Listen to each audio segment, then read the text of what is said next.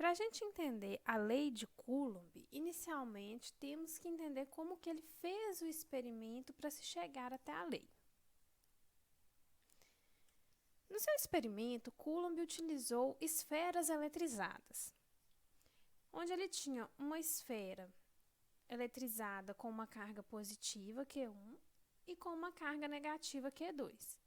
Lembrando que o funcionamento da lei de Coulomb, esse experimento também daria certo se fossem duas cargas de mesmo sinal, duas positivas ou duas negativas. A diferença vai ser o módulo da força, o local do módulo da força. Cargas que são iguais, elas se atraem. Então, o módulo de força de atração que existe aqui, ele fica indo um em direção ao outro. Se fossem cargas de sinais iguais, o módulo de força estaria saindo aqui para fora. Ele observou uma carga, Q1 exerce uma força de atração e uma carga Q2 também exerce a mesma força de atração aqui, uma força de uma aqui e uma força de uma força aqui. Lembrando que essas duas cargas elas estão a uma distância D entre elas. Depois, ele pegou essas mesmas cargas e duplicou a carga de Q1. Quando ele duplicou a carga de Q1, mantendo o Q2 da mesma forma e a distância também, ele observou que o módulo de força aqui também vai ser duplicado. Então, a força de atração total entre os dois vai ser referente à força de atração aqui maior, que seria a força do Q1. Então, a gente pode concluir que F, a força, ela é proporcional à carga 1. No caso, foi a nossa carga maior aqui, de duas cargas. Aqui a gente manteve com uma carga só.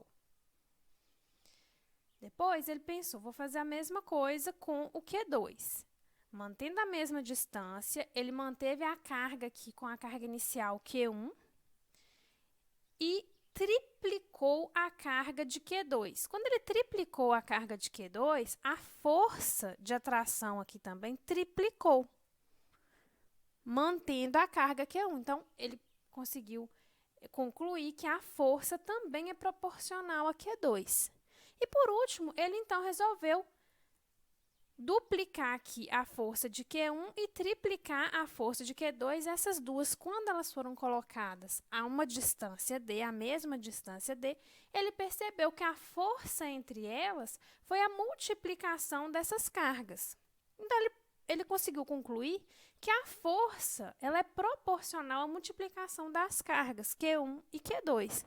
No caso aqui, manteve-se 2 a força, porque aqui era 2 e aqui era 1. 2 vezes 1, 2. Aqui era 3, aqui era 1. 3 vezes 1, 3. Então, ele multiplicando aqui a proporção da carga Q1 com a carga Q2, ele conseguiu essa força aqui proporcional, essa proporção dessa multiplicação dessas cargas. E, por último, o que ele fez foi duplicar a distância. Quando ele duplicou a distância na qual essas cargas estavam dispostas, ele percebeu que isso teve interferência na força. E a interferência ela foi de 1/4 da força. Quando ele duplicava a distância, a força caía em 1/4. Então, o que ele pode concluir com isso? Que a força ela é inversamente proporcional à distância. Quando eu aumento a distância, eu diminuo a força. Quando eu aumento as cargas, eu aumento a força. E assim, pode-se concluir, então, e formatar essa lei de Coulomb, no qual a força é igual a o Q1 vezes o Q2, da primeira parte do experimento, dividido pela distância ao quadrado. Colocou-se distância ao quadrado pelo fato de diminuir a força numa proporção ao quadrado. Só que ele teve que colocar na fórmula também um outro elemento, que é o K0.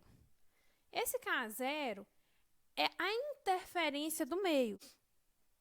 Se esse experimento for realizado na água, ele vai ter um resultado diferente do que se ele for realizado, por exemplo, no ar ou no vácuo.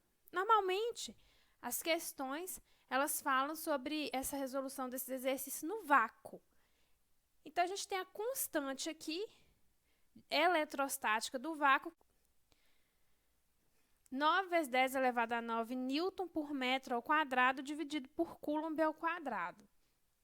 Essa é a constante eletrostática no vácuo. Se essas cargas são separadas por certa distância e passam do vácuo para um outro meio material, o valor dessa força elétrica ela diminui. A gente considera aqui o K0, como eu falei, se esse experimento, se a situação analisada estiver ocorrendo no vácuo. Se ela for ocorrer de um meio para outro, ou estiver ocorrendo em outro meio, então a gente vai falar que ocorre uma redução por um fator denominado constante de elétrica do meio K. Nesse caso, calcula-se a força no vácuo, pela lei de Coulomb, e depois calcula-se a força no meio pela fórmula F igual a F0 dividido por K, no qual o F0 vai ser a força no vácuo, vai ser a aplicação dessa lei de Coulomb aqui. O K vai ser a constante de elétrica, a gente tem uma tabela com essas constantes aqui, no valor, por exemplo, se for o experimento realizar no ar, tem um valor, se ele acontecer na água, tem outro valor, e aí você coloca o valor aqui no K. E o F vai ser, então, a força no novo meio, essa força resultante nesse novo meio aqui que você colocar o valor da constante de elétrica. Vamos entender como um exemplo. Imagine que são mergulhadas na água duas cargas, Q1 e Q2, a uma distância D, e aí foi dada a distância de 3,0 vezes 10 elevado a menos 2, as cargas 2,3 vezes 10 elevado a menos 7 e a carga Q2 menos 6 vezes 10 elevado a menos 7. Lembrando que aqui todas as cargas estão no sistema internacional. E aí foi dada a constante de elétrica da água, o K, de 80. Como que vai resolver? Primeiro você vai resolver a questão no vácuo, usando a constante eletrostática no vácuo. Então, você resolve a lei de Coulomb, F igual a K0 vezes K1 vezes K2 dividido por D ao quadrado. Aplica-se a fórmula com os dados aqui do problema. E aí, você vai encontrar a força de 1,38 newtons no vácuo. Na água, você vai aplicar essa segunda fórmula aqui. F igual a F0 dividido por K. O F0 é o que você já encontrou aqui no vácuo, dividido por 80, que é a constante de elétrica da água. Agora, você encontrou a força nesse novo meio, que é na água, 0,017 newtons. Se você gostou do vídeo, dá um joinha e se inscreva no canal.